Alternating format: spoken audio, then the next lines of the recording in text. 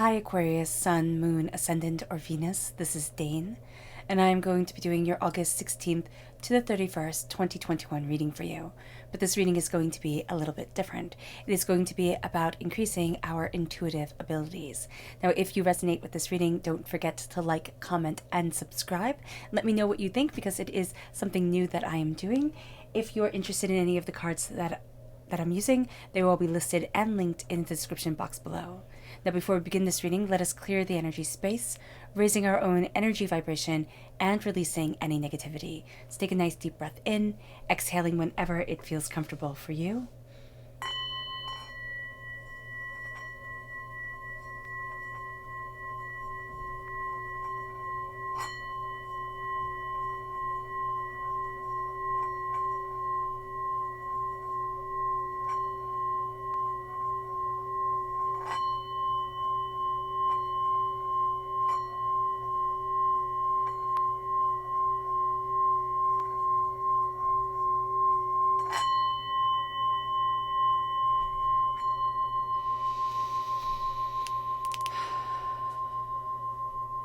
Releasing all negativity from the body like storm clouds.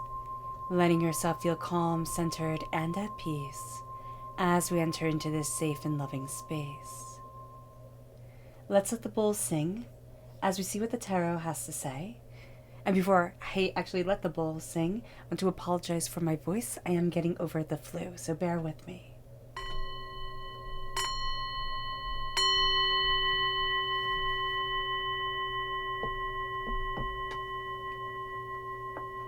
Aquarius, August 16th to the 31st, 2021, Aquarius, increasing and enhancing intuitive abilities. Angels and spirit guides, show me clearly. Guide this reading and show me clearly. Fantastic. Angels and spirit guides, show me clearly. Guide this reading and show me clearly, angels and spirit guides.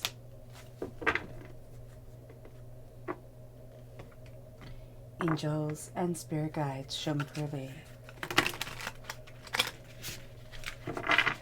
Guide this reading and show me clearly, angels and spirit guides. Angels and spirit guides.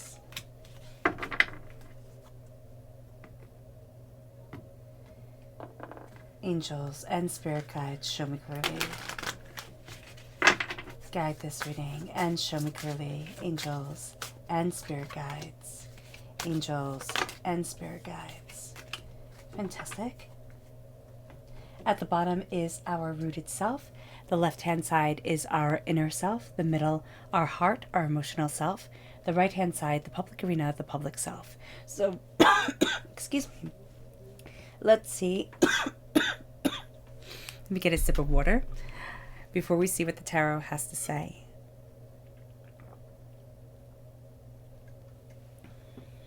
All right.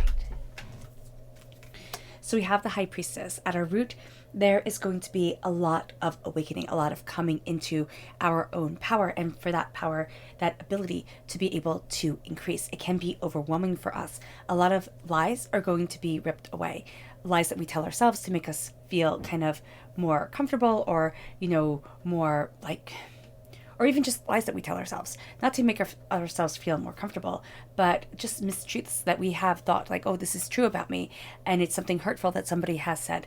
Those are going to be starting to rip away. And as they rip away, we start to see ourselves more openly and more honestly, but more rawly. And this leads us to maybe getting a bit overwhelmed by it. So that's something to be mindful of. We're also going to see other people for how they truly are, not the way that they want us to perceive them. And that can be a little bit overwhelming at times, especially if we've always seen a person a certain way. So do be mindful. Then we have the Fool. It's like we're going down this rabbit hole. We're going down this rabbit hole and we're embracing it, not in a toxic way, but in a way that says, I've started this journey. I need to be the hero of my existence, the hero of myself. And as I do so, people might think I'm foolish. People might not understand the adventure that I'm going on or the path that I'm taking, but I'm embracing it within me.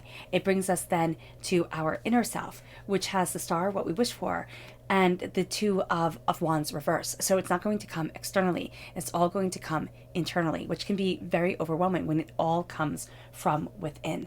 We're going to want to, as human beings we're going to want to say, oh, I can find it outside. We can't. We need to find it inside and make peace and harmony with that within ourselves. It brings us then to our emotional self. We have the Seven of Wands. We need to know when to fight and when not to, when to say, you know what, no, this isn't good for me. And the Ten of Cups, and they all live happily ever after. What is my happily ever after? What is my joy? What is my prosperity? What is my success? What is my beauty? Excuse me. And how does that empower me? How does that move me forward? Because, when we boil everything down, it's like, I want to be happy. I want to be loved. But what does happiness look like for us? Is it a house by the sea, or is it a house in the forest? Is it living in the city or living in the country? Is it, being married, or is it, owning cats or dogs? What is it for us that makes us happy? Or is it owning a farm? What is it for us that brings joy and prosperity and success into our lives? And how do we say, you know what, this is me? It doesn't have to be you. You don't have to get it, but I get to live and embrace this embodiment of love. I'm so sorry. Goodness. Okay. Then we have the Standing Stone, which is Libra energy. This is justice. So if we have justice within our natal chart, this is going to be coming out very profoundly in the public arena, just as if we have, well, the star is us. Oh my gosh, Aquarius. I totally overlooked the fact that we ourselves are coming up in our inner self. So this is all about us. It's not about the outside world. This is really saying quite profoundly, this is about me. And then it leads us in the public arena to the Six of Pentacles, not to be fooled by people wanting help and assistance who are just going to be draining on us. So that's going to be something to be mindful of and to give with an open heart. And then we have the Strength card, the Crone, here in this Green Witch tarot deck. And this is the sense of embracing strength. So if we have Leo energy within our natal chart, that's coming through very strongly in the public arena. And this is also going to say, what is strength? And I love it that it's depicted by the crone, because whenever I think of strength, I always think of my great grandma and the fact that she was 98 years old when she passed, and she was such a strong, vibrant, beautiful woman. And I felt that way from when I was little, and I still feel that way today in honoring her memory.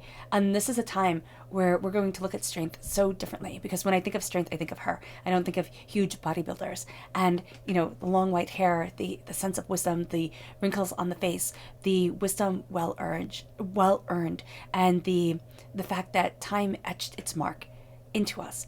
That's important. Not everybody, we tend to fear age, and especially our society. Everything is all about youth and beauty, and the younger and, more obtainable the beauty is, the better it is. The more unrealistic it is, the more we want it. And this is saying that, beauty is so much more. It is so much more than what people think. And it is the way time etches the years into our lives and into our souls and into our skins that is so very important. And this moves us to the energy we need to be mindful of during this time, and as we're embracing our own intuition and our connection with divinity. Angels and spirit guides show me clearly. Ooh, we have these two energies to be mindful of, the King of Wands and the Queen of Pentacles. And it's very, very interesting, because this is the waking world. The waking world for me is depicted by the Wands and the Pentacles, our passion and our careers and our money, right? And that's what the world always looks at. Who are you? We don't ask who you are. Like, what is your soul like? We don't want to know if you're a kind person, or if you're a giving person, or if you're a loving person. We want to know what you do and how much money you make. Or, because it's rude to ask how much money you make, what watch you wear, and what car you drive, and what does your handbag look like, and what do your shoes look like. And so here we're looking at prosperity, and we're saying, don't get caught up in that lie, in that sense that if you have the more expensive bags, if you have the more expensive shoes, if you have the more expensive watches, you are a happier person, because that isn't it. And we also have to be mindful of the energy vibrations that just don't jive with us. They don't embrace our soul and ourselves, and we have to walk away from it. Also, the people who are too hands-on, it's kind of like if you just work hard enough, if you just put the blood, sweat, and tears into it, you'll get there, going this route, going exactly this way. Some roads we're not meant to walk. And sometimes we have to look at something and say, okay, you know what? It's not working for me in this avenue. I can't do it this way, but I can do it this way. I can embrace this beauty and this healing and this power and this prosperity through this door, through this avenue. And that's where my calling lies. So it's starting to open up a new world for us. This is going to be a time, oh goodness, where we can get very caught up in the way we think things are supposed to be, in the kind of bullying mentality of another, and not the power and the understanding of ourselves. This leads us then, to our chakra energy. Angels and spirit guides, show me clearly, guide this reading, and show me clearly. And that's family, the root chakra. What is the family that roots us? Is it the family we were born into? Is it the family that we've created for ourselves? What is it that we love? What is our spiritual family like? Do we even know what that looks like? If we look at what do I spiritually need for my heart and my soul and myself to embrace my roots, to embrace what I desire, to embrace the life that I want to build for me? Is my family the family of creation? Is my family the family of expression? What does that look like? And how do I embody it at my roots, at what I desire? It leads us to the high priestess, at our rooted self here. As we talk about our root chakra, it's opening up the doors. It's opening up so many different avenues of ourselves. And, it's so interesting when Spirit said, is your family about creation? Is it about artistic expression? Is it about, science or math or whatever it is? What is it that you feel drawn to and feel comfortable with when you have like-minded people around you? That's what Spirit was showing me with the root chakra. And with the high priestess, it's like the veil is being lifted from our eyes, and we're starting to see ourselves openly, honestly, and truthfully, and saying, what is the power that guides me forward? How is it that I move in truth, understanding, determination, focus, being? And what is it that I need to be my highest self? And so when we look at what we desire from our lives, we look at the way that we want to move forward, this is a time where we can start to think of it as almost a family unit, as that rooted unit that starts to guide us forward, that starts to bring us inspiration. Not that we have to have a whole cheerleader of people in one group and another to be able to bring us to success, but that we know where our inspiration comes from. We know what energies we're pulling from in this world, that have lived in this world or that have passed on from this world, the energies that are inspiring to us during this time. We're also going to see people not with the rose-colored glasses they want us to see them by. I always think of the high priestess as walking in a masquerade ball, kind of like the Phantom of the Opera's masquerade, and pulling the masks off the people, just passing them by and their masks falling away, and whatever they are showing underneath, a hideous monster or a beautiful being, it doesn't matter, but she reveals it. And when she reveals it, you can either be reviled by it or revered by it. And it leads us to the Fool. It leads us to being able to follow a path that is right for us. And remember, always, the Fool is the beginning of the hero's journey. And we cannot be a hero without first being a fool. And that sounds maybe incongruous, and maybe we don't quite understand, but it's the fact that when Perseus said in Greek mythology, I'm going to go and slay Medusa, everybody laughed. People thought, you can't possibly. Do you know what heroes turned to stone? And he did it. And so here, it's knowing that when you say something or when you go out to do something that people that isn't in people's realm of understanding, they will laugh. In their realm of thinking this is possible, they will doubt, they will mock, they will belittle. And this is going to be a time where we have to embrace being that fool, being that person who is ridiculed, hurt, mocked in one way or another, made fun of, until we find our hero's path and being able to rise above the negativity of others as we turn to the inner self and find out it's all within. we're going to want it to be external. We're going to want to be able to find it one place or another. That's not what this time is about. This time is about us. And it can seem a bit maybe egotistical to say that, but it is so powerful here that this time is about us, because it leads us to the star, which is one of my favorite cards within the tarot, which is the card that represents you, Aquarius, in the major arcana. It is the time of wishes. And your life is a wish, which can be so funny, because I know friends who are Aquariuses and they'd be like, my life is a wish. If my life is a storybook, like, the happily ever after happenings, that's a joke. And I get it. But the power of your tenacity, the power of your being to put into existence what needs to be is astounding. Opens up doors that you could not imagine. Excuse me. I'm so sorry. Moves you forward in a way that redefines you. And this is a time when things start to fall into alignment, where you start to see yourself openly, honestly, truthfully, and powerfully. It leads you to saying, this is me. That brings you to such a place of power that in your heart, you're going to say, you know what? This is who I am. And I don't need to fight all these battles. So often we're always fighting. We're always in the midst of anger or upset or upheaval or whatever it is, because we think, I have to fight in order for people to take me seriously. I have to fight in order to stand where I need to. And what Spirit is saying here is like, no, you don't. You don't have to fight. What you have to do is let your heart express and say, this is what I want. This is what I love. This is my joy. This is my passion. This is my power. This is my intuition. This is what I rise up in. And as I do so, I embrace what I love and who I love, the power, the beauty, the intoxication that is me. And as we do this, we embrace the Seven of Wands, knowing when to fight and when to save our energy.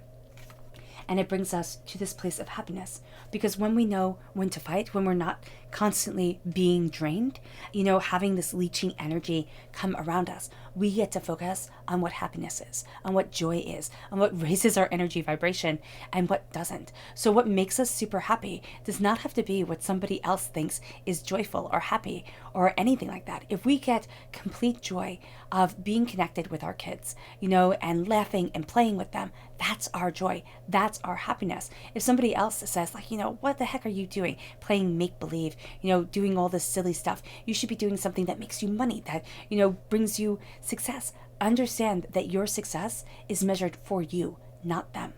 And so this is a time where we have to let the beauty of our hearts shine. We have to let ourselves be. It's kind of like going outside and playing with our dogs, or, playing with our cats or bunny rabbits or birds or whatever. And we have that beautiful connection with these animals that love us and we love them. And people would think, well, why are you wasting your time? This isn't making you money. This isn't, building anything. Yes, it is. It's building the energy vibration within you. It's building the happiness, the joy, the light that surrounds you. Oh, I'm so sorry. And so during this time, to be able to embrace that, to be able to say, this is me, and this is empowering and emboldening and intoxicating and beautiful, is absolutely a game changer. And it brings us then to justice. It brings us to the public arena and saying it isn't about the black and white justice. This isn't about the white page, the black print. These are the rules. This is the handbook. It is about the energy that vibrates right with us. It is about saying, this is right for me. This is the embrace of my heart. This is the power of my soul. This is what makes me shine. And this is what makes somebody else shine. And so that's right, what's right for them. That's what's just for them. This is my power. This is my intuition. This is my understanding. This is the way Spirit is talking to me and not poo-pooing it. So when we cast the cards, if we're, learning the tarot, if we throw the runes, if we're learning the runes or doing yoga or whatever it is that we're doing to align ourselves with the energy of creation and spirit, if we let that energy in and let it talk to us the way that it needs to talk to us, the way that we get familiar with the people and the places and the ideas of what Spirit is building around us, we can see that we bring something different to the stage. So if you're casting the cards, if you're throwing the cards and laying down a spread, if a card meets something to you that it doesn't say in the little white book, which a lot of decks come with, that it doesn't say, oh, this is what that means. This is the absolute definition of it. If that card means something else to you, go with it. Let your intuition speak to you. Do not be afraid to say, oh, well, this is the way Spirit is connecting with me. And open up that door. Open up that voice. If it doesn't make sense at the time, ruminate about it. Write it down. Think about it. Meditate on it. And say, well, why is it that this means this to me? And the person said, well, it means this, or it was this situation. How did I get this card that doesn't really jive with that feeling? It's like, oh, when it comes to you, and it'll come kind of like a lightning bolt. It's like, oh, that's what that means. You always add to your understanding, to your consciousness. This isn't, a science where you learn one thing and it's that way forever. This is something organic that is constantly building, just like even within science, when you're discovering things. It's not always set in stone, even if you thought it would be.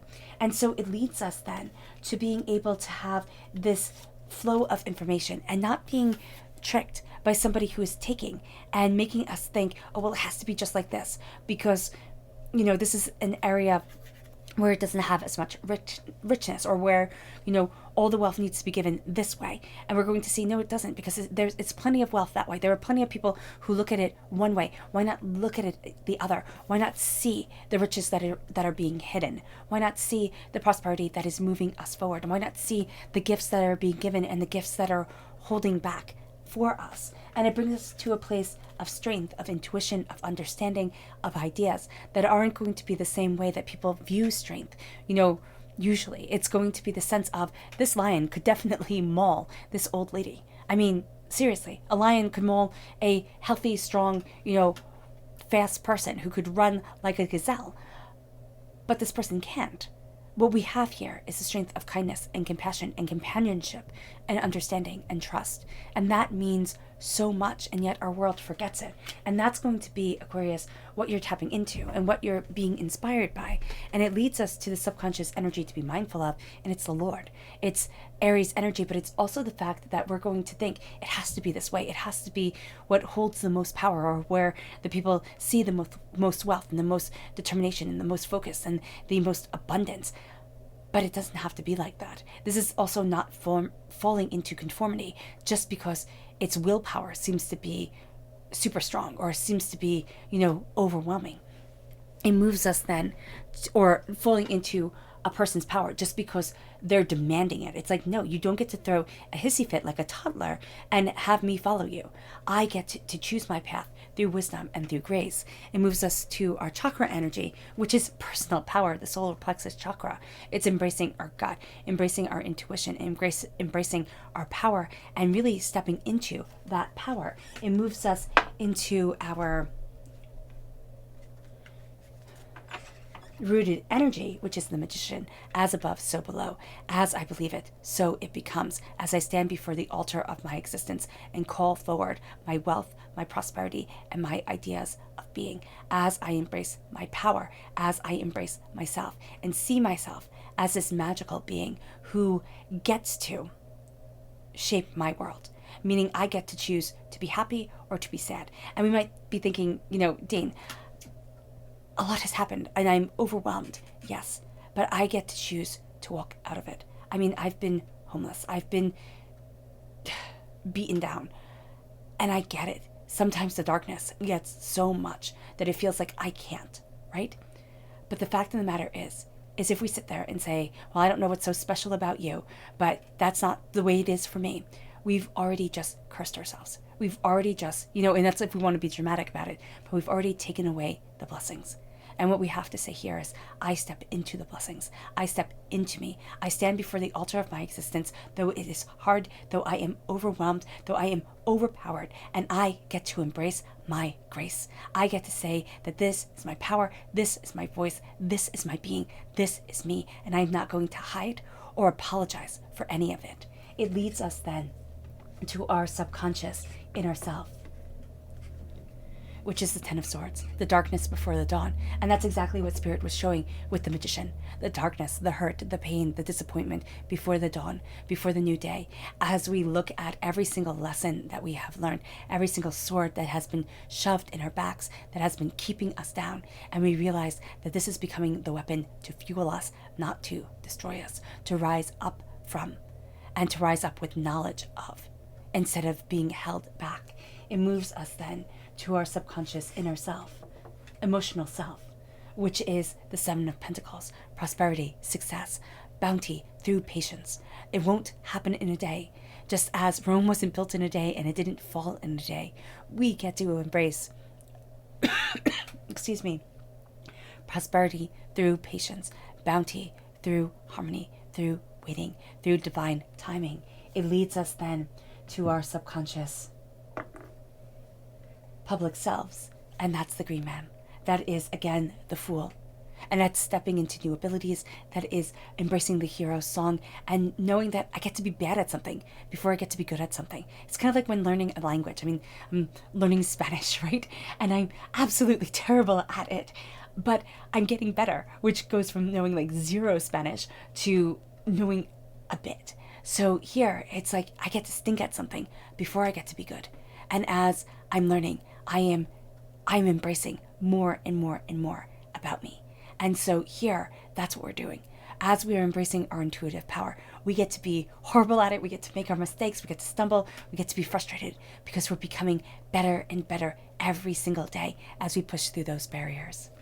All right, Aquarius, I hope this reading has resonated with you. I wish you nothing but light, love, peace, and happiness. May harmony always be with you. I'm sending loving, healing energy to each and every one of you. I love you all and stay safe. Let's end this reading with a meditation, a clearing away of negative energy, a raising of our positive energy as we embrace the power that is to come and the star within us that gets to shine. So take a nice deep breath in, exhaling whenever it feels comfortable for you.